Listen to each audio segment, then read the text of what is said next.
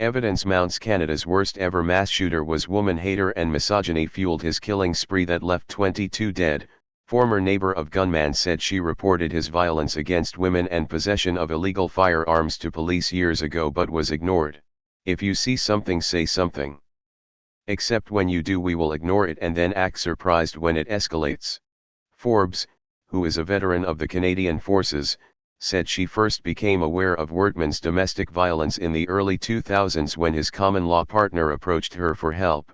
She ran to my house and said Gabriel was beating on her and she had to get away. She was afraid, Forbes told CBC. Forbes said that she advised her neighbor to report his violence to the police but recalled how Wortman's partner was terrified of repercussions.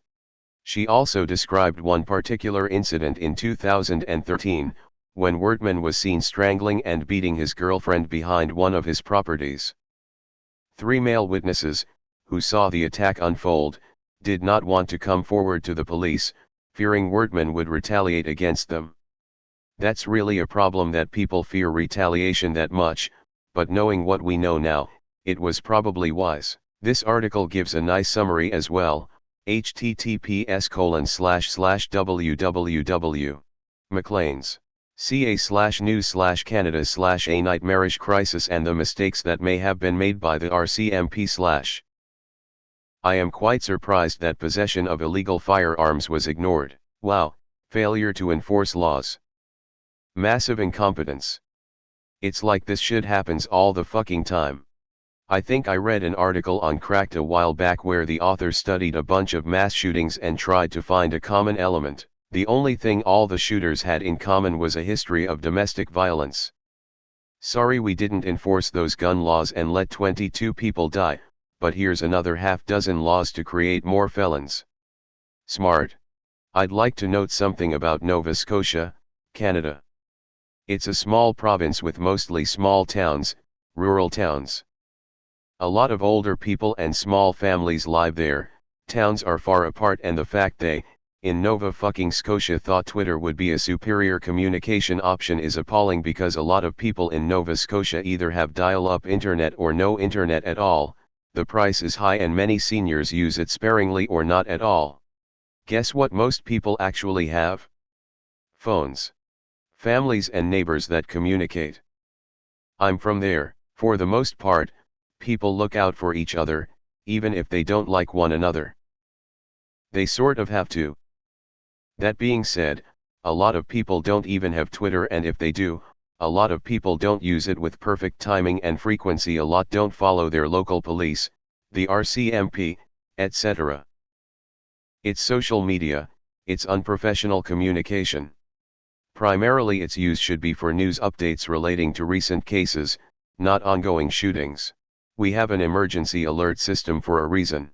That isn't a "oh, we forgot and also thought Twitter was better." They clearly thought about it and chose a worse option, an option they should be trained not to choose.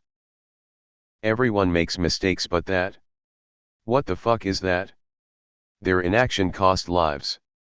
22 lives. They were made aware of his behavior, they knew about him with no in-depth investigation done or preventative measures taken. Not to make light of one RCMP officer's death, however, why is she the only one shown or made to sound important of the 22, one pregnant woman, BTW, he killed? The RCMP and police should be here to protect people, not hurt or dismiss them. I grew up around gang violence, sex trafficking and drug trafficking, and although I can't speak for every officer or every experience everyone's had, I myself have not once had one experience that actually helped solve the problem. They put a shitty dollar store band-aid on it while letting an infection fester underneath. It's almost like the government should have honored its 2015 campaign promise, https://www. Liberal. ca/wp content/upload/2015/10/new plan for a strong middle class.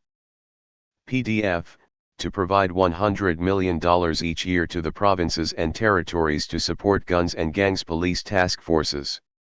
This never happened. https://trudeaumeter. Polymeter, org/promise/7302, and instead today we're banning weapons safely stored by law-abiding citizens. This is the best TLDR I could make. Original, https://www. Business Insider. com/ex-neighbor Nova Scotia gunman said she reported domestic violence 2020-5, reduced by 88%. I'm a bot. It's been 4 weeks since Gabriel Wertman went on a 12-hour shooting spree in the rural town of Portapique in Nova Scotia before he was shot dead by police, in what became the country's deadliest mass shooting in modern history. The science says that mass shootings are connected to male violence against women, but the police are denying in a public press conference that there is misogyny in this case, even though there was a report that the shooter beat his partner. But what would you call it then? McDonald told Business Insider. While the police have not formally said they would investigate misogyny in the case, the activists were pleased to see that Canada's Deputy Prime Minister, Chrystia Freeland, publicly acknowledged the mass murder as femicide. Extended summary, http://np. Reddit. com/r/auditaldr/comments/gl599m/evidence_mount_canada's_worst_mass_shooter/FAQ, http://np. Reddit. com/r/auditaldr/comments/31b9fm/FAQ_auditaldr_bot/version 2. 0248847 DRS so far. Feedback, http://np. Reddit. com/message/compose, 2=%23 auditaldr PMs and comments are monitored, constructive feedback is welcome. Top keywords, police #1 shooter #2 Wertman #3 violence #4 mass #5. He killed a pregnant nurse, and murdered a mom, plus the dad, in front of her kids, and countless other people, both men and women. I'm thinking this dude was a straight-up misanthrope. Removed. It's interesting how all these shooters were well known before the shooting and police inaction lead to the killings. But least the state can use the inaction and negligence to strip rights from the citizenry. We didn't enforce laws we had, so we made more to enforce this time, we promise. That's because protecting people is secondary to protecting property/bringing revenue. The police are nobody's friend. Ignore violations of gun laws so that when someone kills a bunch of people you can pass more gun laws. The RCMP really needs to be taken out of rural and municipal policing. Provinces and cities need to get their shit together and get their own police forces. The RCMP should transition to a role similar to the FBI, focusing on interprovincial crime, cross-border crime, financial crime, counterintelligence, and counter-terrorism. We can argue for and against gun control and yada yada, but the fact is, banning weapons due to a shooting, where the shooter was in possession of already illegal weapons, changes nothing, and the public should be more aware of this. 3 of the worst mass killings in Canada are now incel-related: the Montreal school shooting, the Danforth North York van attack, and now this. Fucked up cuz I thought we gave women more respect here. Edit. I use incel here as a general descriptor for men who don't respect women/hate women because I believe involuntary celibacy doesn't exist, at least not in the numbers it is self-identified as.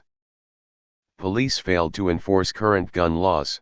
Better make more for them to ignore. This guy was violent.